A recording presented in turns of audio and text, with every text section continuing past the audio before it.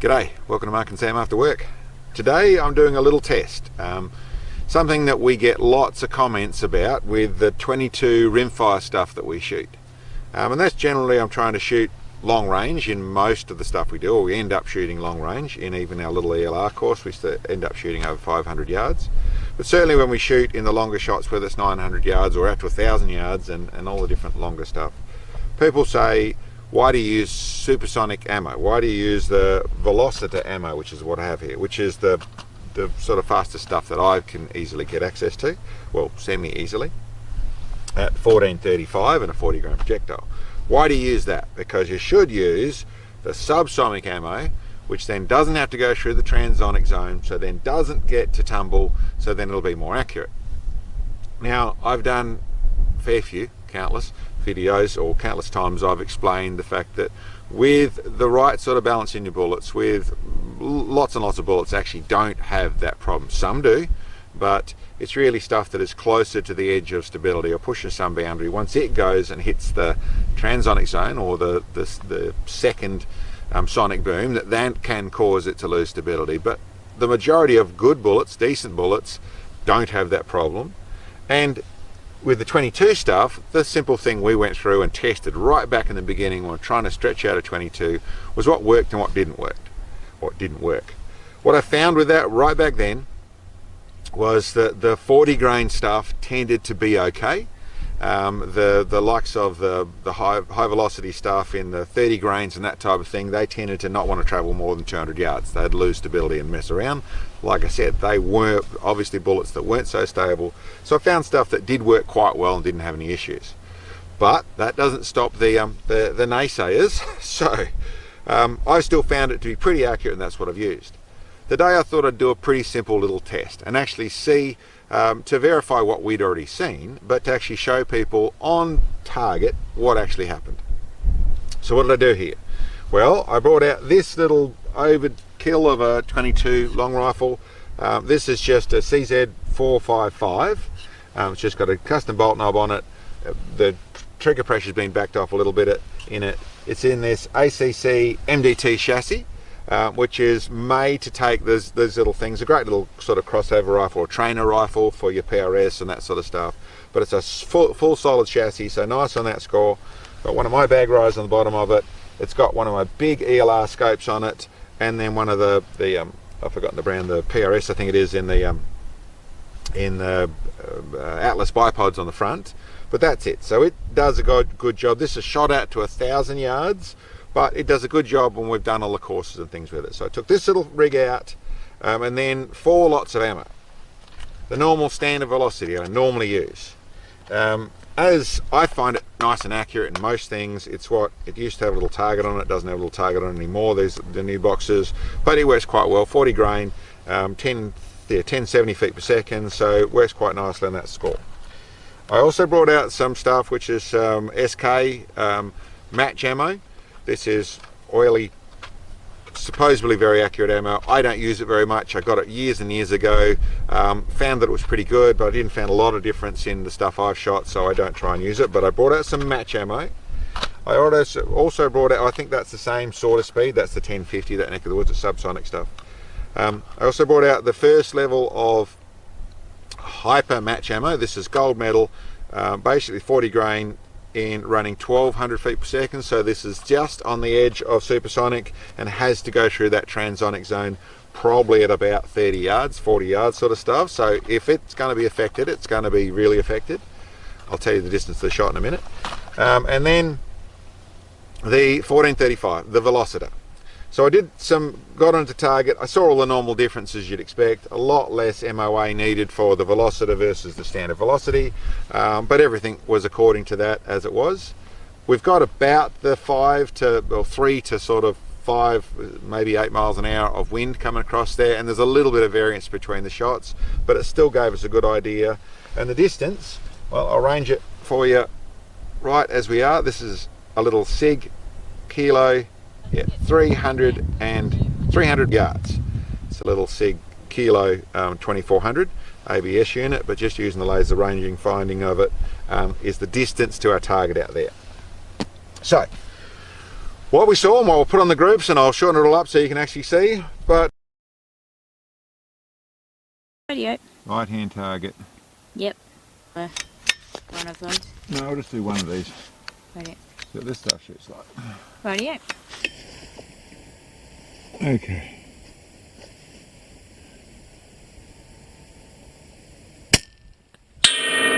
Six o'clock. Just off bottom edge. Centre. Just left of centre.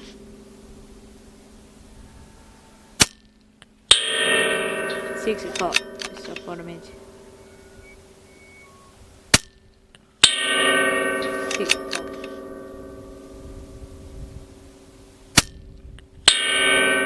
Six o'clock.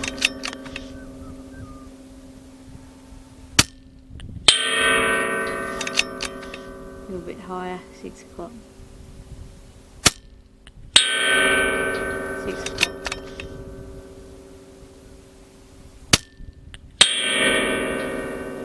Just off centre.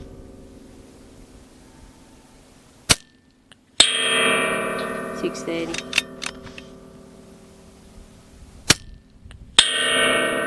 7 o'clock.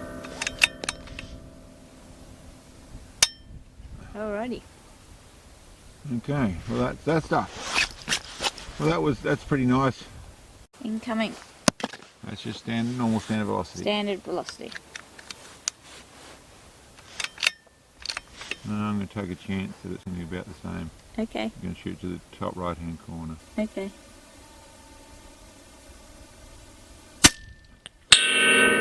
There we go. 12:30. 12 o'clock.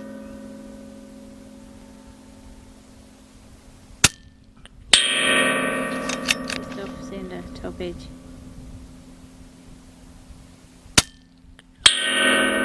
12 o'clock.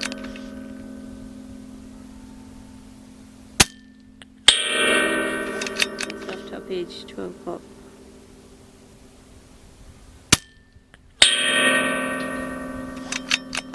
It's on top of the other one, 12 o'clock. 1 o'clock.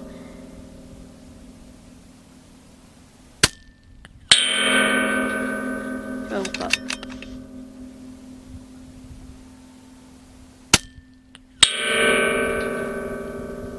On top of the other ones.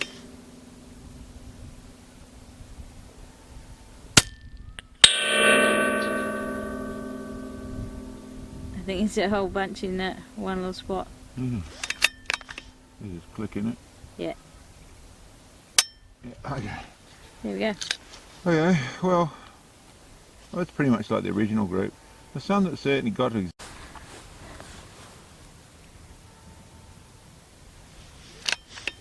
Okay, so this should be sort of right at the target.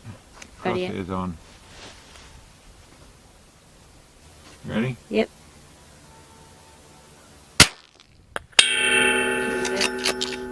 2 o'clock, just above centre.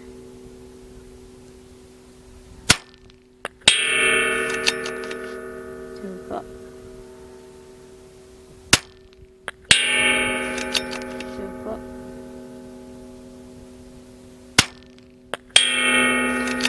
Just off centre, 12 o'clock.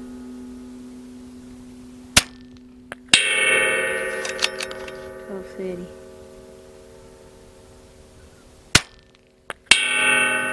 1 o'clock.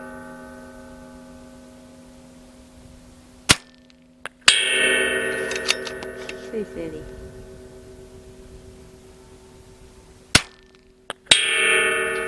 2 o'clock on top of the other one. Wind zero. Yeah, just off centre. That's it, isn't it? Yep. One more. Yeah, just right of centre. 1, 2, 3. At the moment. Okay.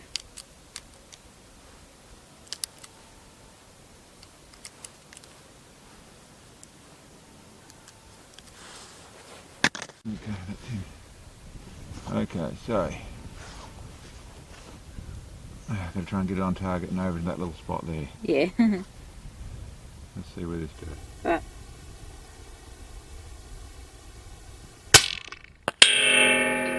Top left. 930.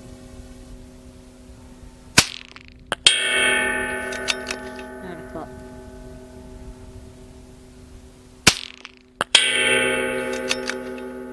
Closer to centre.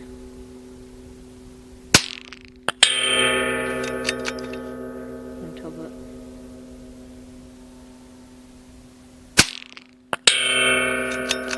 It's left of centre.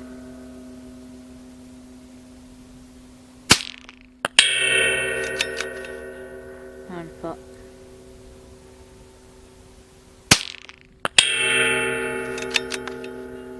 Closer to the top.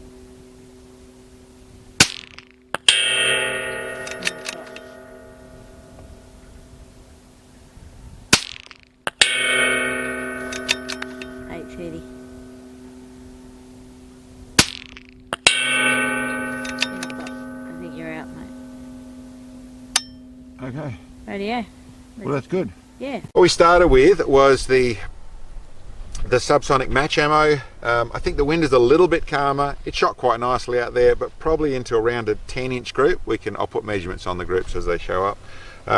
Spread out a little bit and really getting to the point where the standard velocity is starting to run out of pace. It's coming down on a fair bit more of an angle, and although it still goes on, hits the target, makes a nice little clang and that sort of stuff, it's getting to where the conditions affect it more. So different air pressure and that sort of stuff really affects it. And if you ever tried hunting or shooting at things with standard velocity ammo, you'll see that same sort of thing. It doesn't take much of a condition change and your holdover changes, and so that's exactly what we're seeing with that. The standard velocity performed about exactly the same. I think the wind had got back to standard. It's a little bit more of a sideways spread, but the same sort of overall size on the group, exactly the same thing. As for the difference, I'm sure, and a lot of people go on with a lot of differences for their ammo, or ammo in their rifle and that sort of stuff, and no doubt I've not found a lot of difference with that sort of stuff. They performed about the same. The next step up, now this is going into if the Transonic Zone and tumbling bullets and all that sort of stuff that people are frightened about or concerned about is of any effect, we would have seen a big difference to this stuff here. And you'll see on the group there that really was smaller, shorter, it was a smaller group, and that was otherwise the sideways spread, very much wind based like I said, but that really improved things simply of the fact the bullet is going faster, and the Transonic Zone really didn't affect anything. There isn't any tumbling or anything, which hopefully that says something to people. This would have had to go through that zone at best 50, 60 yards from the muzzle, maybe a little closer at that neck of the woods. So that's when it went through that second sonic boom. And so if it was affected at all, there's a long way for that to have varied, so it should have shown up. And then the one that this is the Velociter, which coincidentally was the best group out there, and through the simple reason that it's going faster, so it is less condition based. I generally find in that group perform very much like this stuff does. The odd occasional one was a little bit low or a little bit high, but the group body was the closest. I put that down to two things. I think that the way they are loaded with such a small amount of ammo, of powder, even though it's a large amount for a 22, it only takes a tiny grain difference, or 0.1 of a grain difference, is going to make quite a bit of difference to the overall bang. 0.1 of a grain in a 90 grain case is 0.1%, whereas 0.1 of a grain in and I don't know how many grains these things are done up with, I'll have to measure it at some stage, but probably in the 2 grains or something like that is more like 1% or 2%, and that's exactly what we see out there. The other side of it is the bullets are not the most beautiful shaped bullet, so there's going to be a little bit more in the way of the deviation of that side of things through the shape of the bullet and how it flies through the air.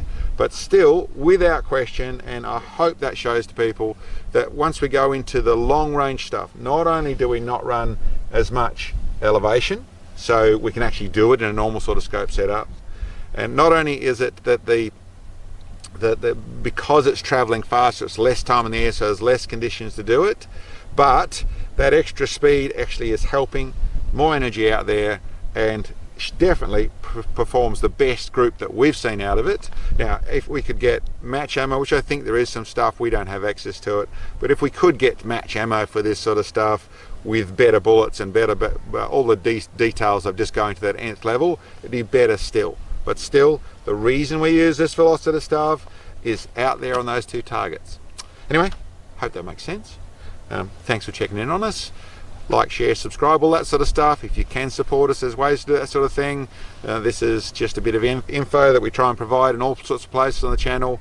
It sort of hopefully answers a little bit of that sort of stuff, and certainly, well, hopefully helps the people who are trying to do this sort of stuff and stretch out their 22s. This is why we do what we do. And yeah, for us it works, and hopefully that makes some sense. Catch you guys. See you next time.